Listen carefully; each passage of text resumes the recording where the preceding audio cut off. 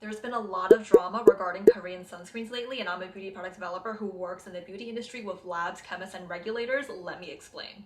The question everyone is wondering about is, are Korean sunscreens banned in the US? And the answer is a little bit tricky because they were never approved in the first place.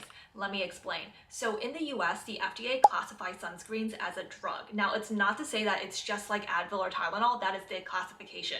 That means that sunscreens in the US, one, have a drug fact panel. Two, they're subject to very specific and strenuous testing to make sure it's performing at the level that it says it is. So for example, when you see SPF 50, there are specific tests needed to prove that that SPF is protecting you at a SPF 50 level protection by FDA standards. When you see a water-resistant claim on sunscreen or cosmetics in general, you need to do testing to prove that it's actually water-resistant.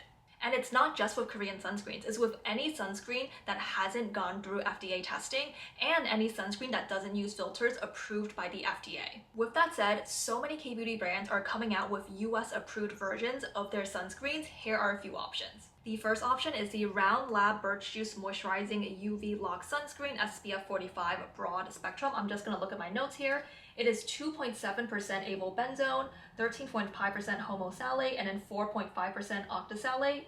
In terms of the skincare ingredients, it includes niacinamide, which is soothing and gently brightening, birch juice, which is full of antioxidants, anti-inflammatory, and also hydrating. We also have allotonin, which is soothing and promotes skin healing, as well as sodium hyaluronate and hyaluronic acid, which are hydrating. I do want to note that for all the sunscreens I'm talking about, the main function is sun protection, but they do have skincare ingredients sprinkled in there. Now, this formula is considered non-comedogenic by average standards. However, everyone's skin responds differently. It is not considered fungal acne friendly. However, it is fragrance free if that's important to you. In terms of the texture, it starts off thick and then blends almost gel-like. It doesn't have a strong smell unless you get really close. It's kind of like a mix of like herby and then the chemical UV filter smell because this is a chemical sunscreen. The finish is a natural radiant looking finish. I wouldn't call it greasy and I have oily skin. On me personally, it does not leave a white cast, but I can't speak for all skin tones. I would say this is ideal for acne-prone skin types, and I recommend using a setting powder if you want that super matte look. Now, compared to the original Birch Juice sunscreen that has gone absolutely viral, it does blend differently. I would say the UVLock is ever so slightly thicker and slightly more greasy than the original. That's probably attributed to the different UV filters that are used. The next option is the Innisfree Daily UV Defense Sunscreen SPF 36 Broad Spectrum. So it includes 2.5% avobenzone, 7% homosalate, and 4.3% octosalate. So this is a chemical sunscreen again.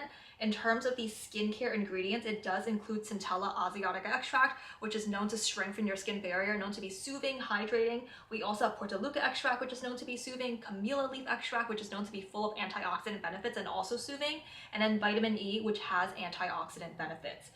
This formula is considered non-comedogenic, but it's not considered fungal acne friendly. It does contain fragrance.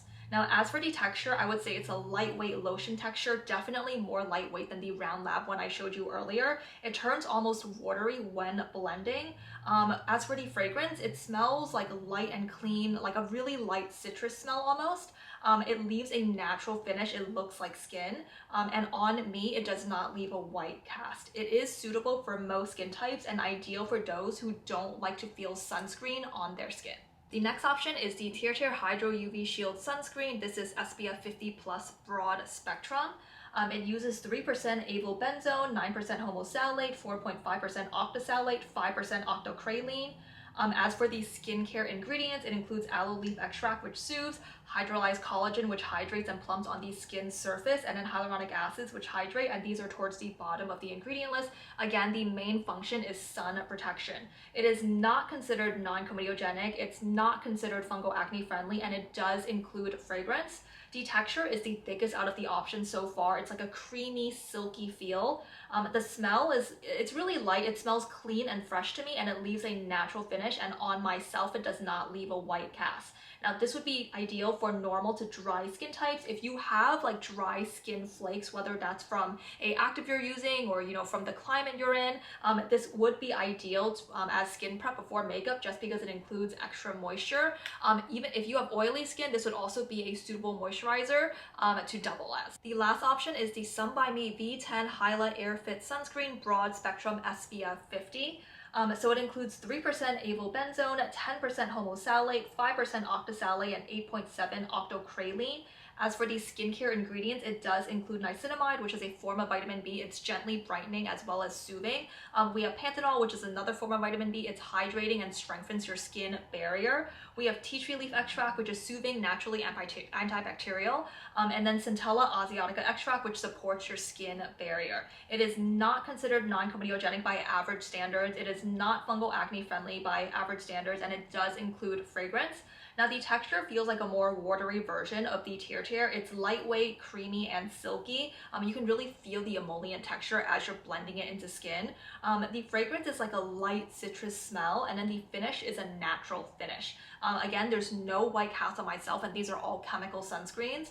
I would say this is suitable for most skin types, and again, it's the type of texture that you can use as a moisturizer. Here are all 5 textures, including the original round lab Birch shoe sunscreen, the Korean version, so you can compare. So while it might be disappointing that the Korean sunscreens we've all come to know and love might be harder to find in the future, there are so many alternatives, whether it's from US brands or Korean brands making US versions of their sunscreens. Let me know if you have any additional questions, and don't forget to like, comment, and subscribe.